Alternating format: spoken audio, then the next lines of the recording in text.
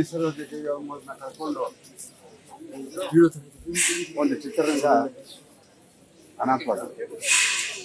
ಬಹುಶಃ ರಾಜ್ಕುಮಾರ್ ತೀರ್ಕೊಂಡಂಥ ಸಂದರ್ಭದಲ್ಲಿ ನಾವೆಲ್ಲರೂ ಕೂಡ ಆ ನೋವನ್ನು ಅನುಭವಿಸಿದ್ವಿ. ಇವತ್ತು ಅವರ ಸಮಕಾಲೀನ ಪಂಚಭಾಷೆ ತಾರೆ. ಯಾಕೆಂತ ಹೇಳಿದ್ರೆ ಒಬ್ಬ ಕನ್ನಡತಿ ಪಂಚಭಾಷೆಯಲ್ಲಿ ನಟಿಸೋದಿದೆಯಲ್ಲ ಅದು ದೊಡ್ಡ ವಿಷಯ. ಒಂದು ಕನ್ನಡ ಚಿತ್ರರಂಗಕ್ಕೆ ಒಂದು ಕೀರ್ತಿಯನ್ನು ತಂದುಕೊಟ್ಟಂಥವ್ರು ನರೇಂದ್ರ ಮೋದಿ.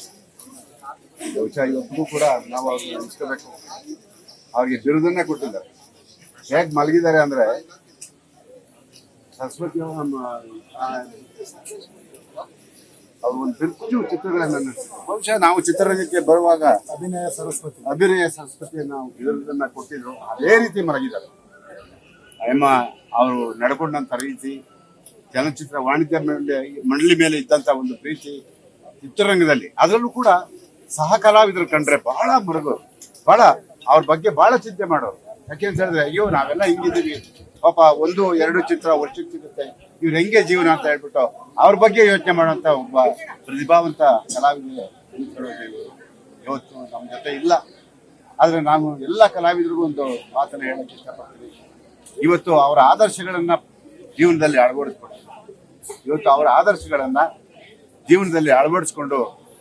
ನಮ್ಮ ಕಲಾವಿದರು ಕಲಾ ಸೇವೆಯನ್ನು ಮಾಡಬೇಕು ಅಂತ ಹೇಳ್ಬಿಟ್ಟು ಅತ್ಯಂತ ಕಳಕಳಿಯಿಂದ ಮನವಿ ಮಾಡ್ತೀನಿ. ಮತ್ತು ಅವರ ಕುಟುಂಬಕ್ಕೆ ಮತ್ತು ಅವರ ಬಂಧುಗಳಿಗೆ ಈ ಒಂದು ದುಃಖವನ್ನು ಭರಿಸುವಂತ ಶಕ್ತಿಯನ್ನ ಭಗವಂತ ನೀಡಲಿ ಅಂತ ಹೇಳಿ ಆ ಭಗವಂತನಿಗೆ ಬಹಳ ನೋವಾಯ್ತು. ಆ ತಾಯಿ ಭುವನೇಶ್ವರಿ ತಾಯಿ ಕನ್ನಡ ಚಿತ್ರರಂಗಕ್ಕೆ ಸೌತ್ ಇಂಡಿಯನ್ ಫಿಲ್ಮ್ ಬ್ಯಾಂಕ್ ಕೊಟ್ಟುವಂಥ ಕಡೆಗೆ ಅದು ಬೆಲೆ ಕಟ್ಟಕ್ಕಾಗಲ್ಲ. ಅದು ಮುಖ್ಯವಾಗಿ ಭಾಗ್ಯವಂತ ಸಿನಿಮಾ ನೋಡೋದಂಗಾಯ್ತು. ನಿಜವಾಗ್ಲೂ ಇವತ್ತು ಒಂದು ಧೀಮಂತ ಮಹಿಳೆ ನಮ್ಮನ್ನು ಅಗಲಿ ಊರವಾಗಿದ್ದಕ್ಕೆ ಚಿತ್ರರಂಗದ ಅಪಾರದ ನಷ್ಟ. ಎಲ್ಲ ಪಂಚಭಾಷೆಗಳಿಗೂ ಜನ ಎಲ್ಲರೂ ಅಲ್ಲಿಂದ ಕೂಡ ಬಹಳ ಫೋನ್ಗಳು ಮಾಡ್ತಾ ಇದ್ದಾರೆ, ವಾಣಿಜ್ಯ ಮಂಡಳಿ ಮಾಡ್ತಾ ಇದ್ದಾರೆ. ಪ್ರತಿಯೊಬ್ಬರು ಕೂಡ ಬಂದು ಅವರಿಗೆ ದರ್ಶನ ಕೊಡೋ ಒಂದು ಸಮಯ ಕೂಡ ಬಂದಿದೆ. ನಿಜವಾಗ್ಲೂ ಮೇಡಮ್ ನೋವಾಗಿದೆ.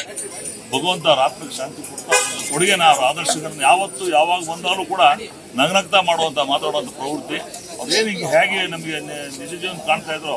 ಕಳೆದ 2 ತಿಂಗಳ ಮುಂಚೆ ಯಾವುದು ಕಾರ್ಯಕ್ರಮ ಕರೆಯಕ್ಕೆ ಬಂದಾಗ ಕೂಡ ಅವರು ಭಾಳ ಖುಷಿಯಿಂದ ಚಿತ್ರರಂಗದ ಬಗ್ಗೆ ಚಿತ್ರರಂಗ ಬಾಳಿಸ್ಬೇಕು ಬೆಳಿಬೇಕು ಅನ್ನೋ ಭಾವನೆ ಹೇಳ್ತಾ ಇವತ್ತು ಅದೇ ಥರ ಬಂದಿದ್ದಾರೆ.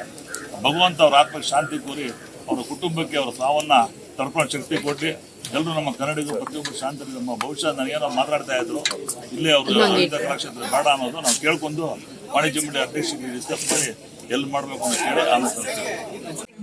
ಆದರೆ ಅವರು ಭಾವನೆಗಳಿಲ್ಲವಲ್ಲ, ನಾವು ಎಲ್ಲರೂ ಪ್ರತಿಯೊಬ್ಬರು ಅಳವಡಿಸ್ಕೊಬೇಕು. ಸಿಂಪಲ್ ಇಂಥ ನಟಿ ಅಷ್ಟು ಸಿಂಪಲ್ ಆಗಿರ್ತಾರೆ ಅಂದರೆ ಯಾರು ಇರೋಕ್ಕೆ ಸಾಧ್ಯವೇ ಇಲ್ಲ. ಅವ್ರು ಸರ್ ಒಂದು 3 months ಬೇಕು, 3-4 months ಬೇಕು. ಅವರು ದತ್ತು ಮಗ ಮಲ್ಲಿಕಾರ್ಜುನ ಅಂತೇಳಿ ನಮಗೆ ಕಾಲ್ ಬರುತ್ತೆ ಸರ್, ದೂರವಾಣಿ ಮುಖಾಂತರ ನನಗೆ ಕಾಲ್ ಮಾಡ್ತಾರೆ. ಏನಣ್ಣ ಅಂತ ಕೇಳಿ ನಮ್ಮ ಫ್ರೆಂಡ್ ಅವರು ರಿಯಲ್ ಎಸ್ಟೇಟ್ ಅಂತ ಫ್ರೆಂಡ್ ಆಗಿದ್ದಾರೆ. ಅವರು ಏನಣ್ಣ ಅಂದಾಗ ಮೇಡಮ್ ಮಾತಾಡಬೇಕು ಅಂತ ಇದ್ದಾರೆ. ನಾನು ಏನು ಮೇಡಮ್ ಹೇಗಿದ್ದೀರಾ ಮೇಡಮ್, ಚೆನ್ನಾಗಿದ್ರು ಅಂತ ನಾವು ಕೇಳ್ತೀವಿ. ನೀವು ಚೆನ್ನಾಗಿದ್ವಿ, ನೀವು ದಯವಿಟ್ಟು ಒಂದ್ಸಲಿ ನಮ್ಮ ಮನೆಗೆ ಊಟಕ್ಕೆ ಬಂದ್ರಿ, ನಿಮ್ಗೆ ಸನ್ಮಾನ ಇಟ್ಕೊಳ್ತೀವಿ ಅಂತ ನಾವು ಕರೆದಿದ್ರು. ಅದೇ ಟೈಮಲ್ಲಿ ಇನ್ನೊಂದು ಹೇಳಿದ್ರು ಸರ್, ಇವತ್ತಿನ ದಿನ ಯಾರು ನಮ್ಮ ಸೌತ್ ಇಂಡಿಯಾದಲ್ಲಿ ದಾದಾ ಸಾಹೇಬ್ ಫಾಲ್ಕೆ ಅವಾರ್ಡ್ ಬಂದಿಲ್ಲ ಹೀರೋಯಿನ್ಗಳಿಗೆ, ದಯವಿಟ್ಟು ನೀವು ಶಿಫಾರಸು ಮಾಡಿ ನಿಮ್ಮ ಇಂಡಸ್ಟ್ರಿಯಿಂದ ಅಂತೇಳಿ ಕೇಳ್ಕೊಂಡು ನಾವು ಅದೇ ರೀತಿಯಲ್ಲಿ ನಮ್ಮ ಕಾರ್ಯಕಾರಿ ಸಮಿತಿಯಲ್ಲಿ ಚರ್ಚೆ ಮಾಡಿ ಎಲ್ಲ ಕಡೆಗೆ ಪತ್ರ ಮುಖೇನ ತಿಳಿಸಿದ್ವಿ ಸರ್. ಡೆಲ್ಲಿಗೆ ಮೋದಿಜಿಗೆ ತಿಳಿಸಿದ್ವಿ, ಫಿಲ್ಮ್ ಫೆಡರೇಷನ್ ಆಫ್ ಇಂಡಿಯಾಗೂ ಲೆಟರ್ ಬರ್ತಿದ್ವಿ, ಸೌತ್ ಇಂಡಿಯಾ ಫಿಲ್ಮ್ ಚೇಂಬರ್ ಬರ್ತಿದ್ವಿ, ನಮ್ಮ CM ಸಾಹೇಬ್ರಿಗೂ ಅವ್ರ ಬಗ್ಗೆ ಪತ್ರ ಮಾಡಿ ನಮ್ಮ ಇಂಥ ನಟಿ ಯಾರು ಇಲ್ಲ ಇನ್ನು ಮುಂದಕ್ಕೆ ಅವ್ರಿಗೆ ಕೊಡಿ ಅಂತಲೂ ನಾವು ಶಿಫಾರಸು ಮಾಡಿ ಒಂದು ಲೆಟರ್ ಬರ್ತಿದ್ದೀವಿ ಸರ್. ಆದರೆ ದಿಢೀರಂತೆ ಇವತ್ತು ನಮಗೆ ಬೆಳಿಗ್ಗೆ ಗೊತ್ತಾಗತ್ತೆ ನಮ್ಮವ್ರು ಇಲ್ಲ ಅಂತೇಳಿ ಸರ್. ಮೊದಲನೇದಾಗ ಎಮ್ಮನ ಆತ್ಮಕ್ಕೆ ಶಾಂತಿ ಸಿಗಲಿ, ಅವ್ರು ಏನು ಸಾಕು ಮಕ್ಕಳಿಲ್ಲ ಅಂತೇಳಿ 3 ಜನ ಇದ್ದಾರೆ ಮೊಮ್ಮಕ್ಕಳು, ಅವ್ರಿಗೆಲ್ಲನೂ ಅವರ ಶಕ್ತಿ ಬಳಸೋ ಆ ಎಮ್ಮ ಇಲ್ದಿರೋ ಇದು ಅವ್ರು ಬಳಸೋ ಶಕ್ತಿ ಕೊಡಲಿ ಅಂತೇಳಿ ನಾವು ಕೇಳ್ಕೊಳ್ತಾ ಇದ್ವಿ ಸರ್. ವಾಣಿಜ್ಯ ಮಂಡಳಿಯಿಂದ ಖಂಡಿತ ಸರ್ಕಾರದಲ್ಲಿ ತಿಳಿತೀವಿ.